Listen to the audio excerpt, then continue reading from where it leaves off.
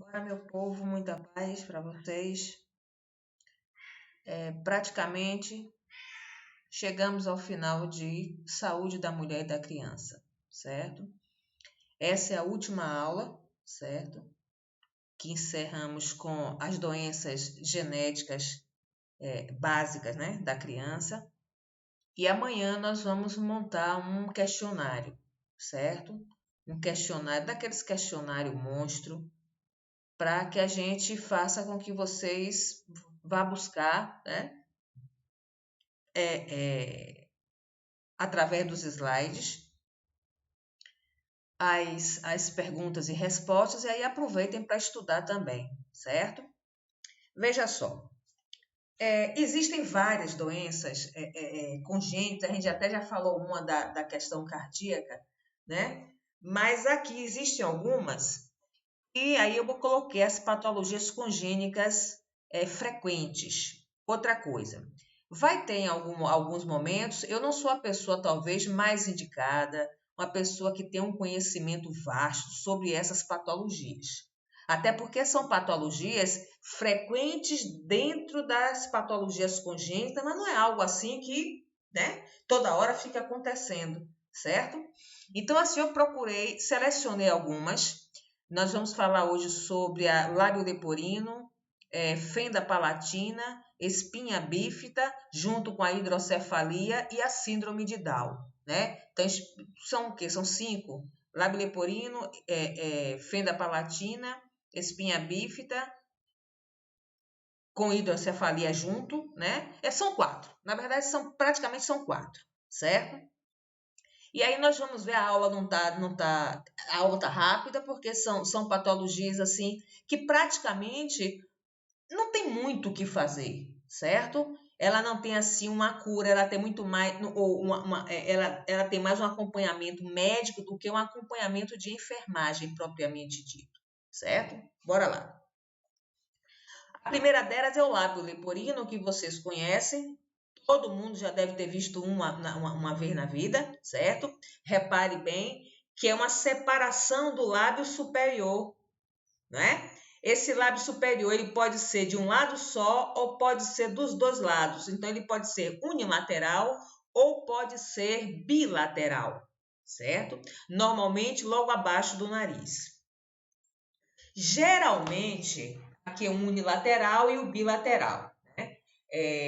Geralmente, o lábio leporino ele vem acompanhado da fenda palatina. Antigamente se chamava muito de goela de lobo, mas o nome científico é fenda palatina ou fissura palatina, certo? Então, assim, por quê? Porque a goela de lobo, ela tem uma abertura no palato, no céu da boca, nessa parte dura da boca lá dentro. Ele acompanha, ó, ele vai, essa fendazinha aqui, essa fissura aqui, ela vai e entra. Vocês vão ver daqui a pouco, certo? Então é interessante que geralmente quem tem o lábio leporino tem a fenda palatina também. E, infelizmente, o tratamento é um só, é o tratamento cirúrgico e fisioterapia depois, principalmente com a questão da fala. Eu mesmo tenho um conhecido que ele já tem mais de 40 anos e tem lá, ele fala meio ruim, né? A gente, para entender ele um pouco, tem que conhecer ele bastante. Casado, tem filho, muito bem de vida, ele é funcionário da fazenda.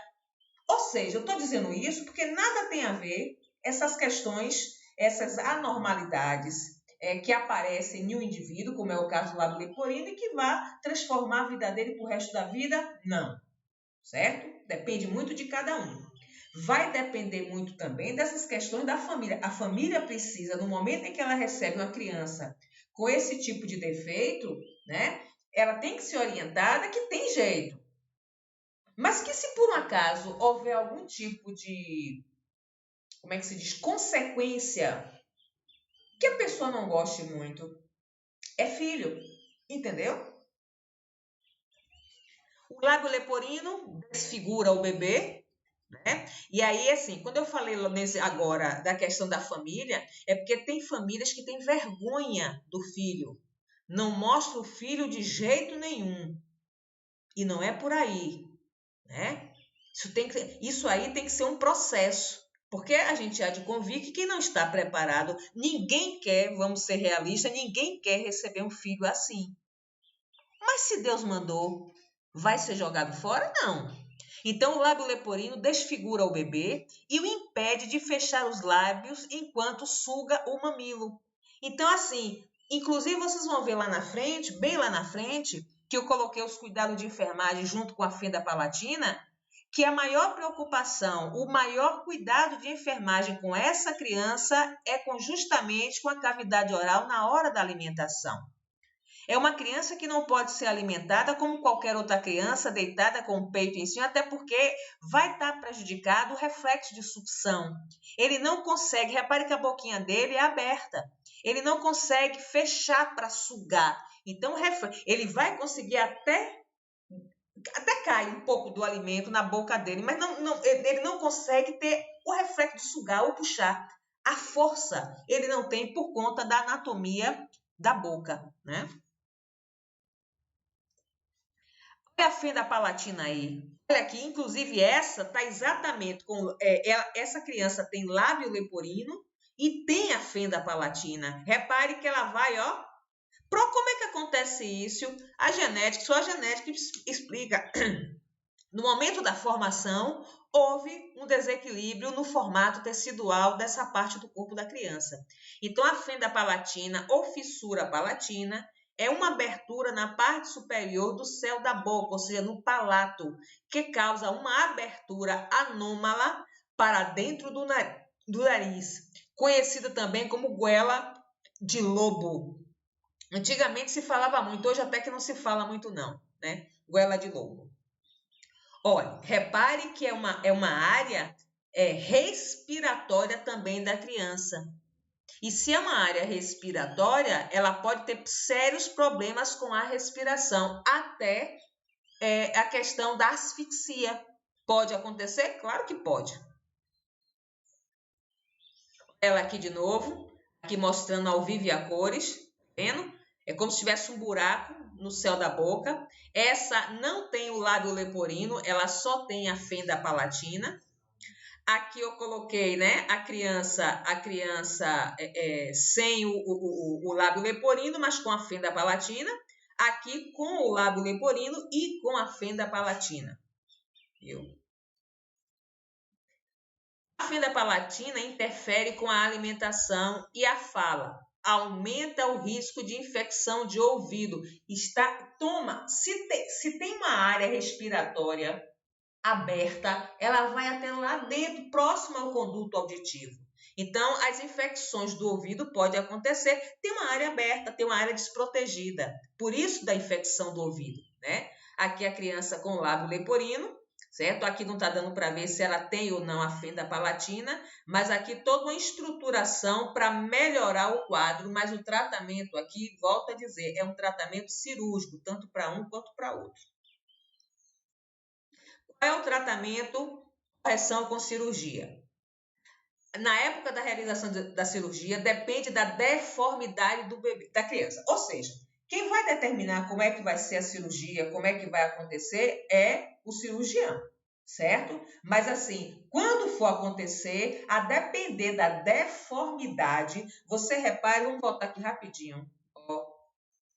Você repare, 2 crianças com lábio leporino. Obviamente, essa primeira aqui, unilateral, ela vai ter uma cirurgia em que na hora em que fechar a fissura, quase que ninguém vai perceber, a não ser que uma cicatrizinha que vai depender do cirurgião, quase que nem vai ver mesmo. Mas essa daqui, provavelmente, após a cirurgia, o quadro, o aspecto não vai ficar tão bom quanto essa primeira aqui. Então, depende muito, tem que ser um muito bom cirurgião e a deformação da criança também. Vamos aqui. No caso da fenda palatina, um procedimento em 2 etapas costuma ser feito, né? Já que está numa área interna né? Não pode ser feito tudo de uma vez. E como é numa criança, né? Faz-se em etapas, mas que também é o cirurgião que vai determinar. No caso do lábio leporino, o nariz e o palato mole, a parte macia da região posterior do palato, são reparados com 3 a 6 meses de idade.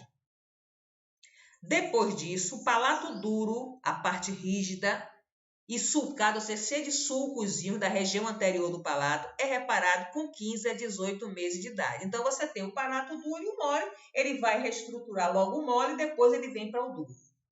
Aqui, gente, na verdade, é só a nível de informação para vocês. Isso aí é só para que você saiba mais ou menos como é que acontece. Não é algo que seja preocupante para que você tenha que saber, não. Aí o interesse aí é do cirurgião. Talvez para uma explicação posterior, você tendo um caso no interior ou um caso em algum lugar que você, sabendo disso, ele provavelmente vai consultar o médico, vai fazer uma cirurgia, é bem provável que sejam 2 ou 3 cirurgias, nunca diga 2 exato, é 2 ou 3 cirurgias, certo? E aí deixa que o próprio cirurgião vá fazer a orientação da mãe.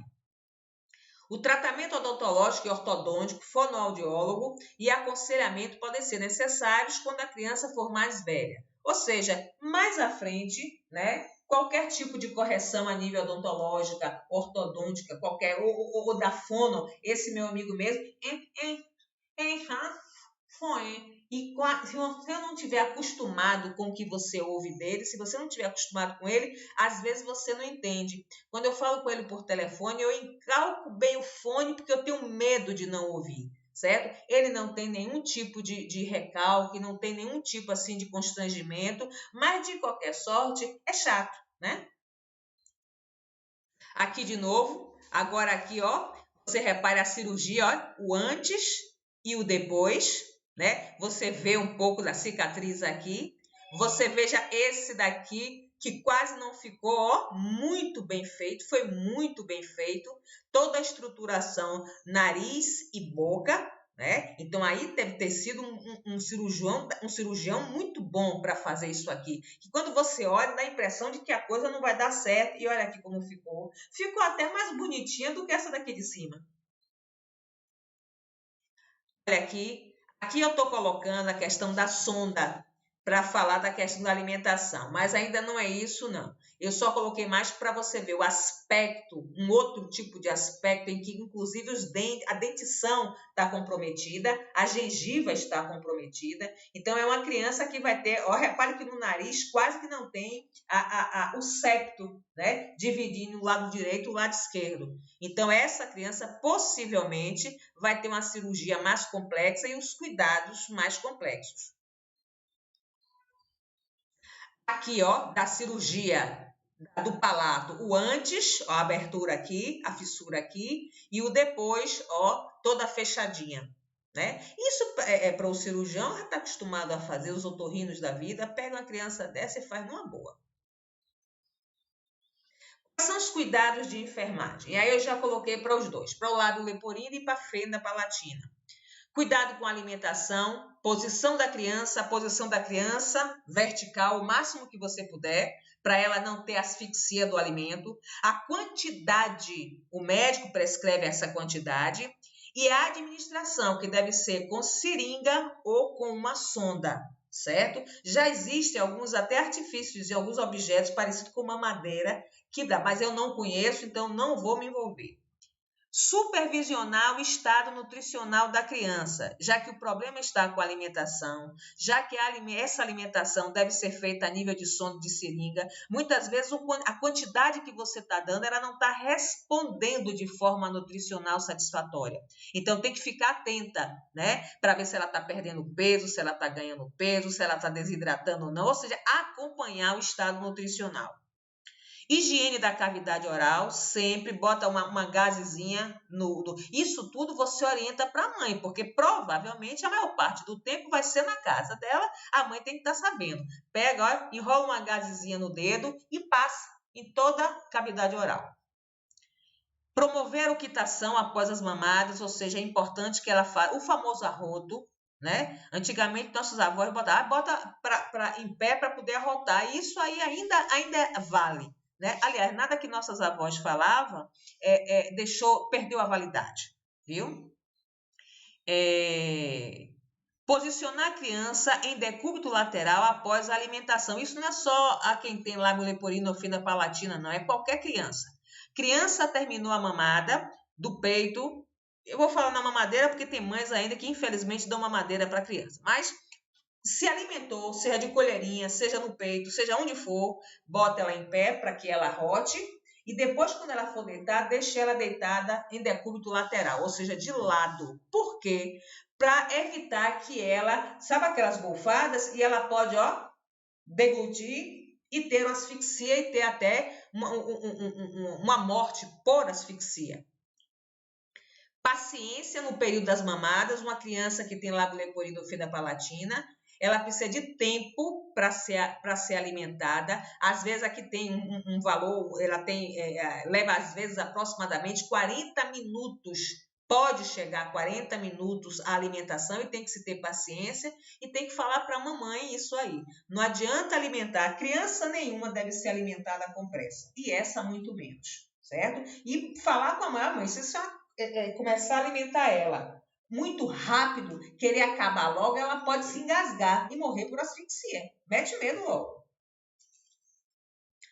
Orientar as crianças maiores à mastigação, que deve ser lenta, e deve-se selecionar a alimentação, principalmente fritura. Evitar dar fritura à criança. Por quê, Pro? Porque a fritura tem um processo muito ruim na questão do metabolismo, né?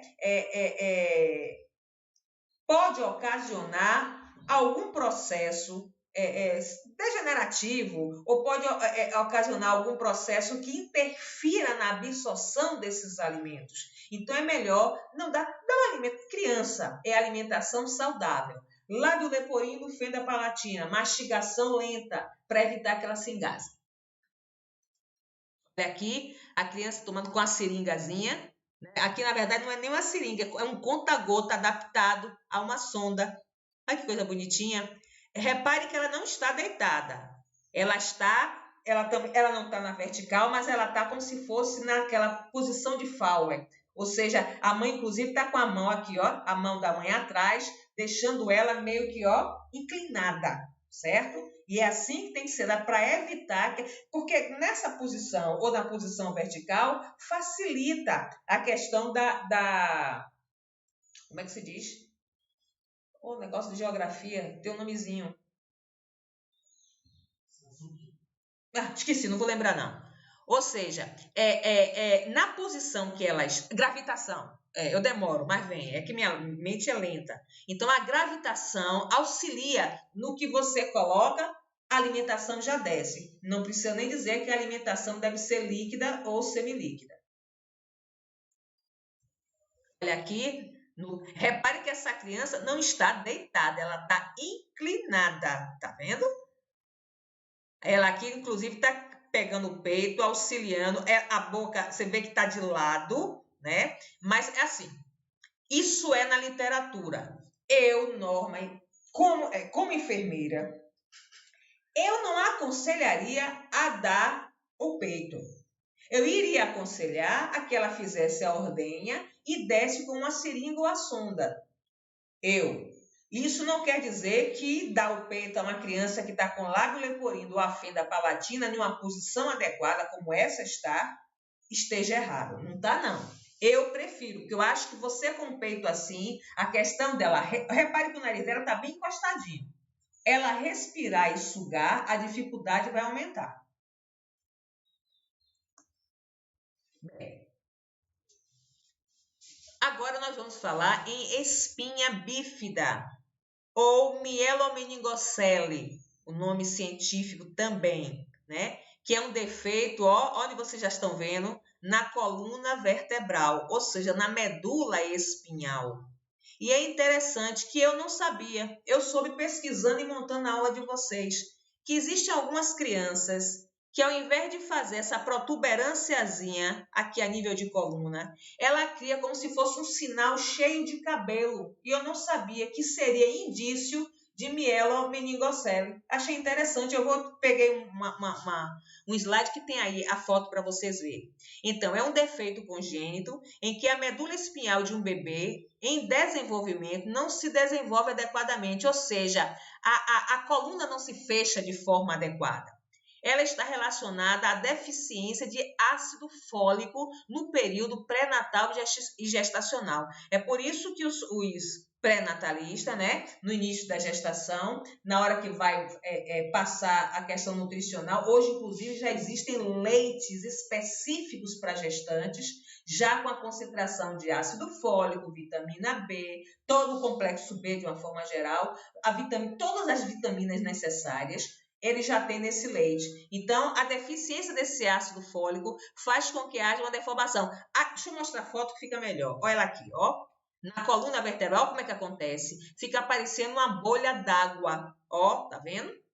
Ó como é que fica. Ou seja, a coluna fica exposta. A coluna fica exposta. Olha aqui o tufo de cabelo. E que aí, às vezes, a gente acha que é um sinal. Não é sinal de nascença, não. É um indício de que alguma coisa houve a nível de medula. Pode ser algo simples, que não há necessidade de maiores cuidados, mas pode ser algo um pouco mais sério. Tá vendo? Ó. Quais são os cuidados que a gente tem que ter com a criança desse porte? Eu sempre digo que quase que a gente não tem tanto assim. Porque é uma área tão sensível, tão frágil, tão perigosa, que, infelizmente, a gente não tem muita coisa por fazer. E outra coisa, geralmente a espinha bífida, aqui, esse quadro aqui, vem acompanhado de hidrocefalia. Ou seja, aquelas crianças, olha aqui ela, com a cabeça grande. Por quê? Por conta da espinha bífida, vasos são comprimidos e o excesso de líquido, repare que nós temos o líquor. Esse líquor pode estar sendo pressionado e ele começar a se acumular a nível de cabeça e fazer esse quadro aqui, a hidrocefalia. Orientar, aí a gente entra nos cuidados, que à medida que for passando eu já vou explicando para vocês. Orientar a família para um acompanhamento neurológico. É imprescindível, essa criança não pode durante a sua vida, não ter esse acompanhamento neurológico. É geralmente acompanhada de hidrocefalia, presença de uma quantidade anormal de líquido cefalorraquidiano, LCR, nos espaços subaracnoides ou nos ventrículos. Né? O cérebro também tem ventrículos. E aqui, ó, aqui um cérebro normal, ventrículos normais, tá vendo? Essas duas estruturazinhas, assim, dois buraquinhos, dois compartimentos, fica melhor. E aqui com hidrocefalia, ó, o ventrículo dilatado por acúmulo de líquido. E é por isso que essa cabeça fica assim grande, né? Olha aqui a criança, olha o tamanho da cabeça da bichinha, né? Você imagine isso para uma mãe. Imagine isso para a criança, o peso que não é. Espera aí que vocês vão ver o tratamento, que eu já estou ouvindo daqui o que é que vocês estão falando aí da questão da válvula. Olha aqui ela. Ventrículo dilatado, ó. Aqui você tem, pela entrada do crânio, vai ser instala-se uma válvula. Ó, aqui ele está dizendo, colocou uma válvula e é como se fosse um cateterzinho, é uma mangueirinha. Essa mangueirinha, o médico coloca exatamente no local onde está o acúmulo de líquido e por debaixo da pele ele vai colocar esse catéter. A finalização depende muito do médico, aonde quer que finalize. Geralmente é no abdômen, olha, cavidade peritoneal, ou seja, a nível de abdômen, para que essa água seja drenada, saia, né? E aquele negócio, é um paliativo, é um tratamento, mas assim, cura definitiva não tem. E muitas vezes deixa sequela. Então, aí, na verdade, é para diminuição da quantidade de líquido que vai ter que ser extraído. Vai tirar só o médico pode avaliar. Ficar atento às alterações neurológicas. Claro, evidentemente, se o quadro é em cima da coluna vertebral, se é exatamente na medula, se é a nível cerebral, nós estamos mexendo com o quê? Com o sistema nervoso. E vocês viram em anatomia que o sistema nervoso, as células nervosas, uma vez lesadas, nunca mais se regeneram. Não adianta. Não existe igreja que faça regeneração. Neurônio lesado exatamente vai continuar lesado. Verificar perímetro cefálico, ou seja, vai fazer a mensuração da cabeça, certo?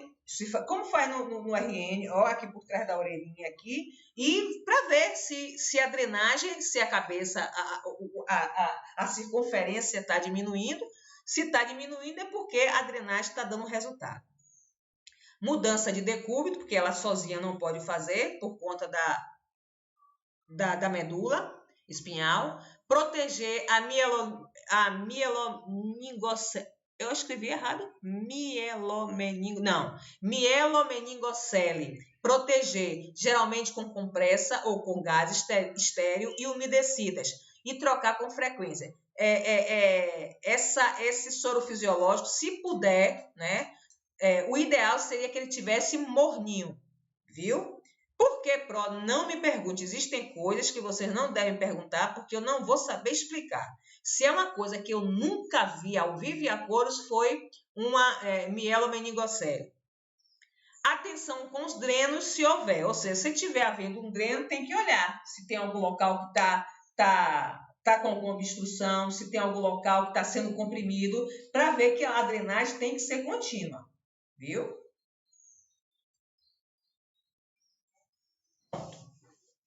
Foi o que eu disse. A gente não tem muita coisa, né? Aí, assim, eu sou muito franca com vocês. Nunca tive prática nem com lábio leporino, nem com... Minto. Não, nunca tive com lábio leporino, nem com a fissura do palato e nem com a espinha bífida, certo? Nunca tive.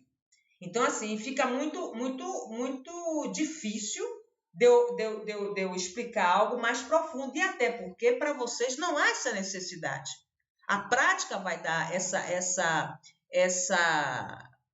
aptidão, vamos assim dizer. Que grande parte desse tratamento, sendo no hospital, é dentro da incubadora, certo? Então, a manipulação vai ser na incubadora. E aí vocês têm a prática, porque tem que manipular com uma, como é que se diz?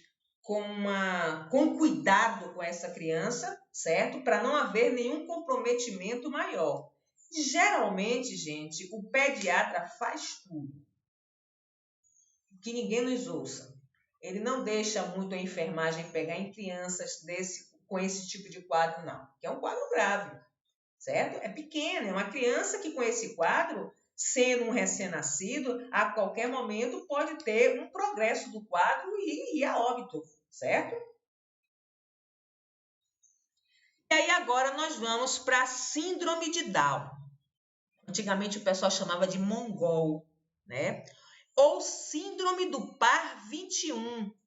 O que é isso? Ó, eu tive o cuidado de colocar aqui o esquemazinho dos cromossomos, em que você tem a arrumação cromossomial e exatamente ó, no par 21, ao invés de duplo gene, você tem 3. Por isso que é a trissomia do par 21. E também é conhecido assim, trissomia do par 21. Ou seja, exatamente no local, na localização 21, você tem ó, uma aberração, um aumento do cromossomo, certo?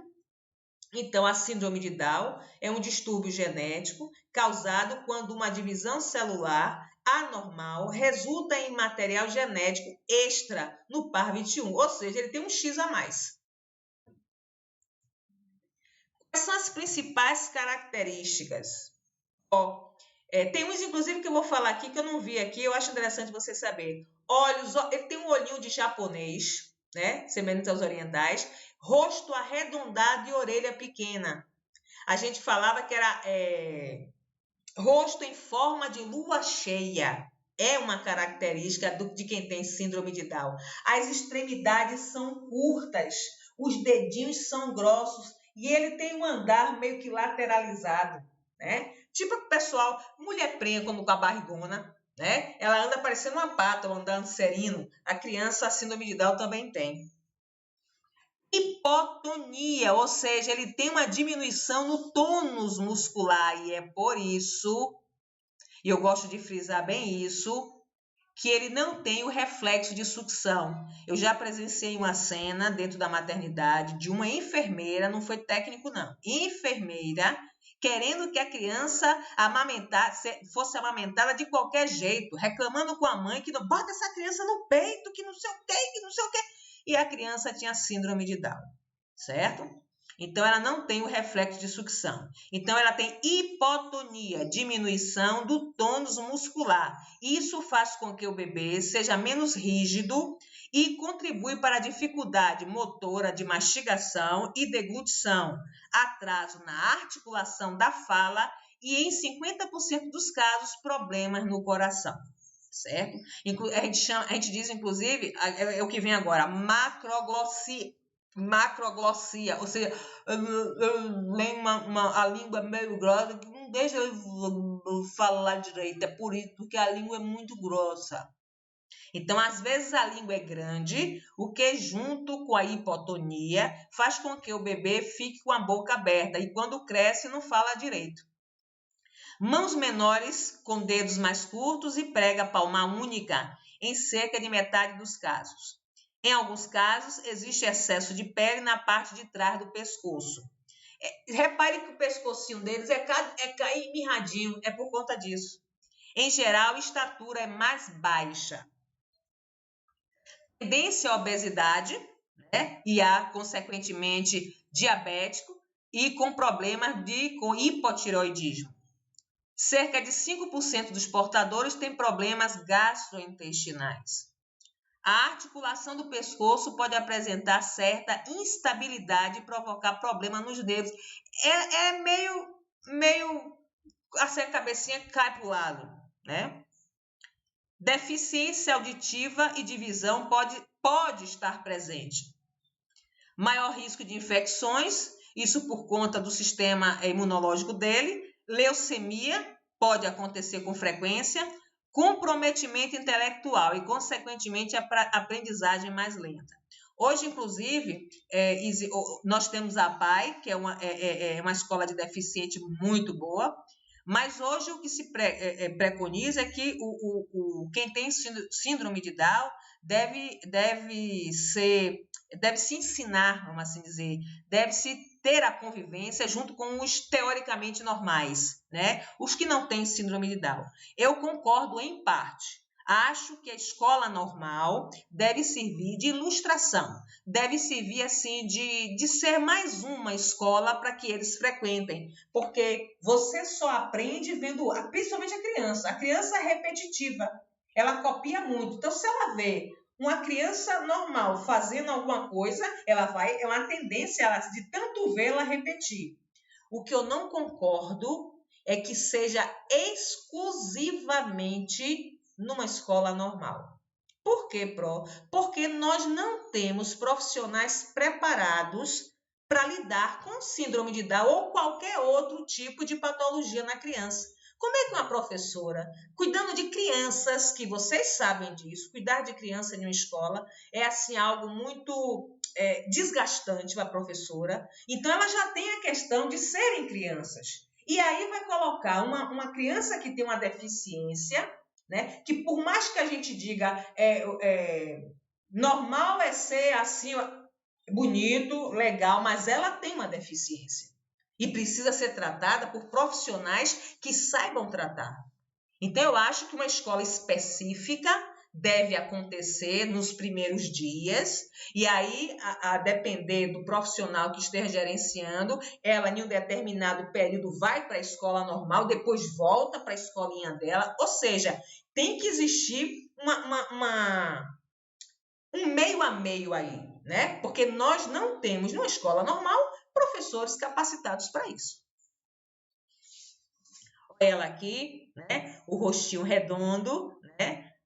Os olhinhos parecendo japonês, né? Olha a linguinha.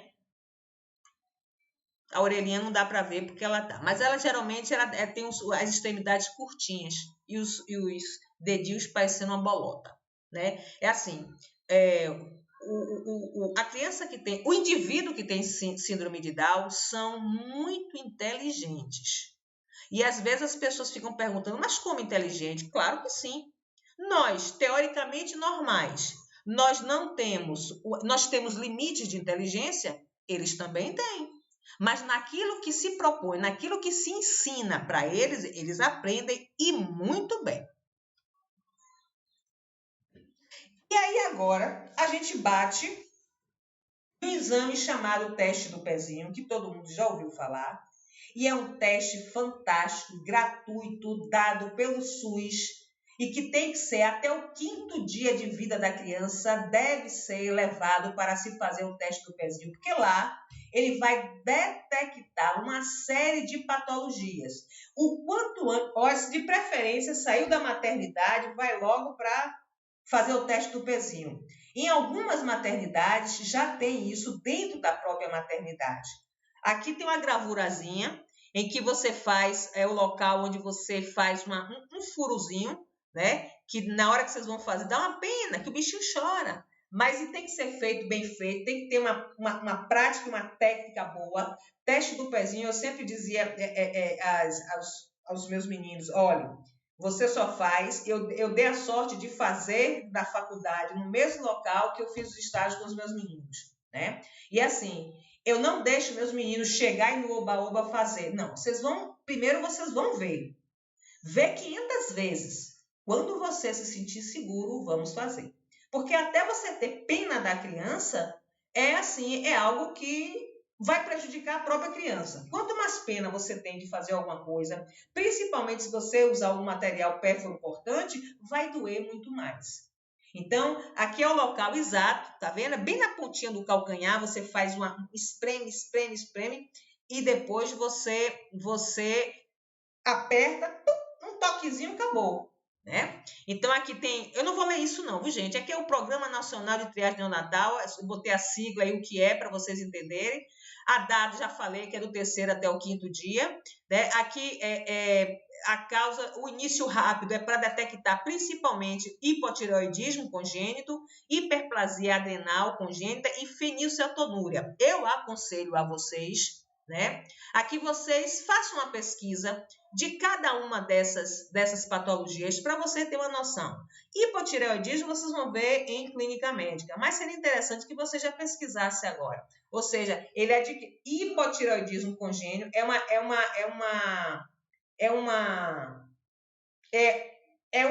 não é involução, é um desenvolvimento precário da tireoide. E isso na formação da criança, lá na vida intrauterina, entendeu? A hiperplasia adrenal, algum tipo de...